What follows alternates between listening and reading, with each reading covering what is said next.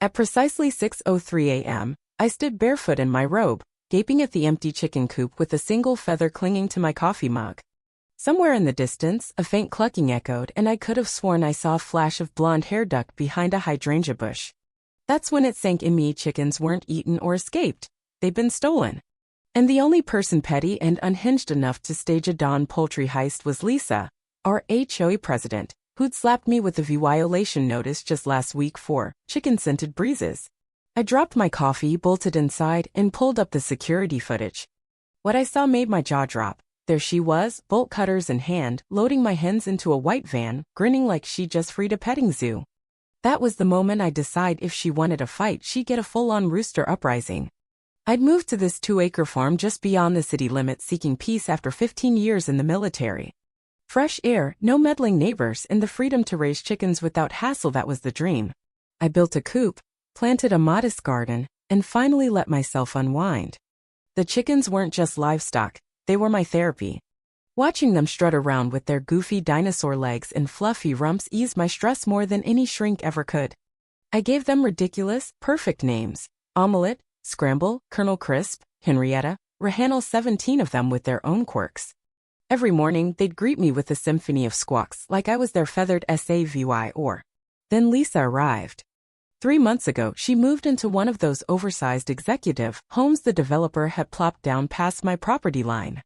With her platinum bob, velour tracksuits, and a voice like a goose gargling Chardonnay, she crowned herself HOA president before her moving van even pulled away.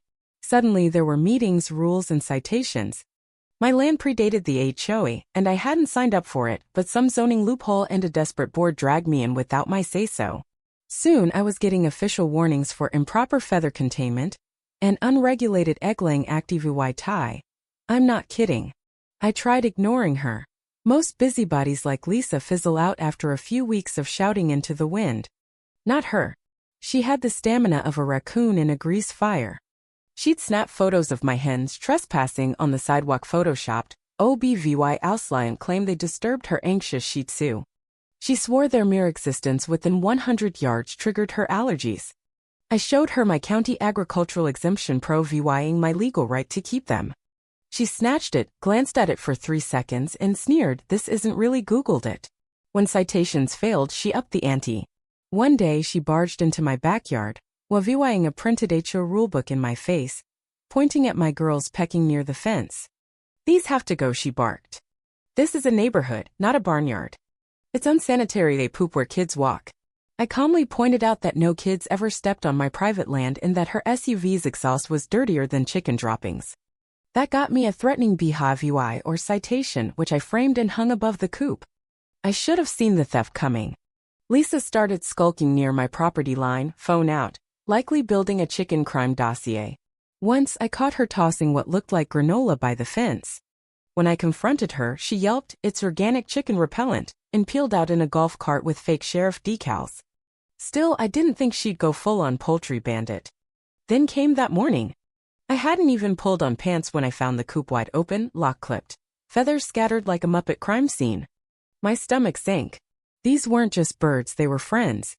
Crisp would hop onto my lap when I read outside. Scramble laid double yolk eggs and did a funky little jig. Henrietta trailed me like a puppy. Imagining them in some stranger's hands or worse lit a fire in me. The security feed confirmed it. Lisa, in surgical gloves and oversized shades like a poultry sweat operative, snipped the lock, shooed my hens into her van with a yoga mat, and even saluted the camera. I stared dumbfounded. She'd nabbed 17 chickens in broad daylight, leaving nothing but feathers and rage.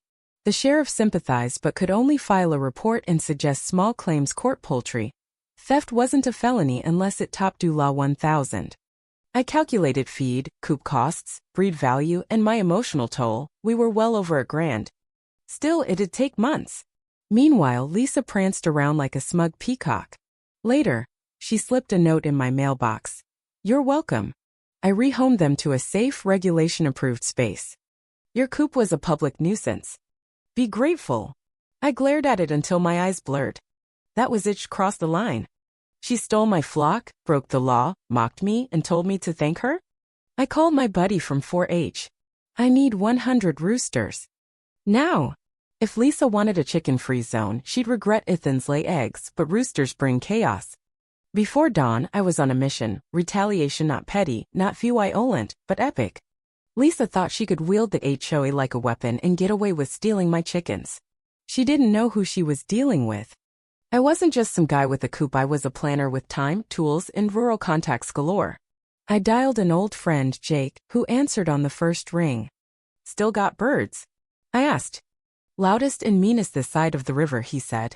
"What's up?" "I need 100 roosters." He paused. "You raiding a farm show?" "Nope. My HOA president stole my chickens. She's about to lose sleep forever." Jake whistled. "That's war. She messed with the wrong guy." An hour later, I pulled into Jake's ranch. He raised show birds and specialty breeds, but in the back barn were the real-deal heritage roosters built for volume and attitude. These weren't tame cluckers. They'd crow at their own shadows, scrap with a tractor, and strut like champs. Jake had plenty, originally bound for a fair, but I made a cash deal, no questions, no paper trail. By noon, my trailer held 97 battle-ready roosters and 3 smaller ones with lungs like divas and energy like caffeinated rabbits. Back home, I parked behind the barn, fed them, and gave a pep talk fit for a siege. "Listen up, boys. Tomorrow at dawn, you're going to war. Your enemy, one blonde dictator who hates liberty and feathers. Your mission, make noise, sow chaos, avenge your sisters." They puffed up like they got it. Lisa's house sat just over my property line, her backyard a pristine shrine-perfect lawn, koi pond, gravel paths, and a rose-draped gazebo for her, zen teas. I decided it'd be the ideal drop zone for a rooster invasion. The plan needed precision and deniability. From my garage, I rigged a remote latch system with an Arduino, solar timer, fishing reels, and deer feeder parts. I built a holding pen by the fence, set to pop open at 4 a.m., unleashing all 100 roosters into her yard through a gap I'd conceal by sunrise. A feeder would lure them to her gazebo with treats. For proof and maybe Reddit, I hid GoPros in birdhouses and gnomes, capturing every angle. I tested it thrice with decoy birds. It was flawless. By nightfall, I'd camouflaged the pen, settled the roosters like feathered ninjas, and waited. The air was calm, the sky clear, game on. I barely slept, grinning at the ceiling, picturing Lisa in her silk robe stepping out with her lemon water, expecting serenity, only to face a feathered riot. At 3:55 a.m., I grabbed coffee, slipped into a hoodie, and crept to the barn. The roosters were alert, sensing the mission. I checked the timer from my tree blind, cameras rolling. At 4:00 a.m. click. It wasn't just noise, it was a sonic apocalypse. 100 roosters burst out like a feed store stampede, crowing like banshees. They flooded her yard, flapping, pecking, toppling wind chimes, and perching on her pond. Lights flared on, a shriek cut the night. Lisa stumbled out, robe flapping, broom in hand, slipping probably on droppings. They crowed louder. One landed on her head. Another flapped in her face. She swung the broom, tripped over her hose, and I laughed so hard I nearly spilled my coffee. The neighborhood woke, lights flickered, dogs barked, someone yelled, "What the hell?" A guy filmed from his window. Lisa, feathered and frantic, screamed, "Animal attack! Call animal control." She reached her porch, but a rooster wedged inside. I lost it. The footage was priceless. Animal control arrived 30 minutes later. The birds had settled, one napped in her hammock, another pondered her pond. The officer asked, "Where'd these come from?" Lisa pointed at my house, shrieking he did it. He raised an eyebrow. "Proof. They came from there," she sputtered. "Ma'am," he smirked, "those are roosters." Even the birds seemed offended. I packed up my gear, sealed the fence, and called Jake. The rooster brigade had triumphed. Lisa's next move? An emergency HOA meeting, community disturbance, and threat to stability. At 6:30 p.m., I strolled into the clubhouse, still not fully HOA turf due to legal quirks, and faced sleepy homeowners. Lisa stood up front with a fat folder and a slideshow, Operation Cluckageddon, an assault on peace. Her speech was a deranged TED Talk, slow-mo rooster clips, misquoted bylaws, claims of poultry terrorism, and trauma to her and her Shih Tzu. She accused me of a biological assault. I laughed aloud. She glared. "You think this is funny? You sent violent beasts to my yard." I shrugged. "If you check the footage, they're birds. I can't control wild rooster migrations. Some chuckled, an older couple flashed a thumbs up. Lisa pressed on, invoking Article 12, Section B for livestock misconduct, demanding a DULA 50,000 fine and my property under HOA control. The room gasped. I stood. You want to fine me 50 grand for birds you can't prove I released, then seize my land? I'm not even in your HOA. She waved a zoning paper. I countered with my exemption. My cousin Sarah, a real estate lawyer, strode in, suit sharp, smirk sharper. I represent Mr. Carter. This is harassment, abuse of authority, and a legal misunderstanding. He's not under your jurisdiction and will countersue for defamation and theft. Lisa paled. He's bluffing. Sarah grinned. Test me. The board reviewed, sighed, and ruled, Mr. Carter's not HO bound. No EVY denke for fines.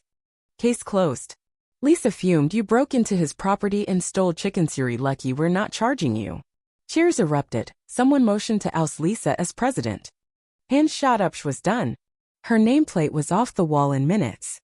I handed out eggs as a peace gesture, but Lisa wasn't finished. Next morning, a legal notice hit my mailbox. Lisa, via her cousin's firm, sued me for DULA 25,000, citing emotional distress and public humiliation from the rooster chaos. I held it, a rooster crowing on my arm, and grinned.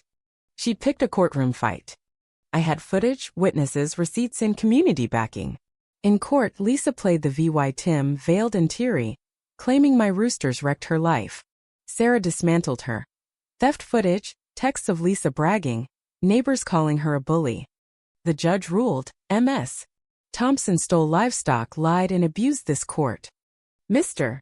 Carter's actions, while creative, were legal. She provoked them. Lisa paid restitution, court costs, and an apology. Case dismissed. Online it went viral, 2 million VYUs. Her reign was over, my chickens won. Word spread fast. Lisa's strong signs vanished. Neighbors warmed to me. Her coffee meetup flopped 3 attendees. Her cleanup day? Crickets. A plastic chicken hit her mailbox. You missed one. She became a Mimoto tune screams, TikTok parodies. I didn't chase fame, it found me.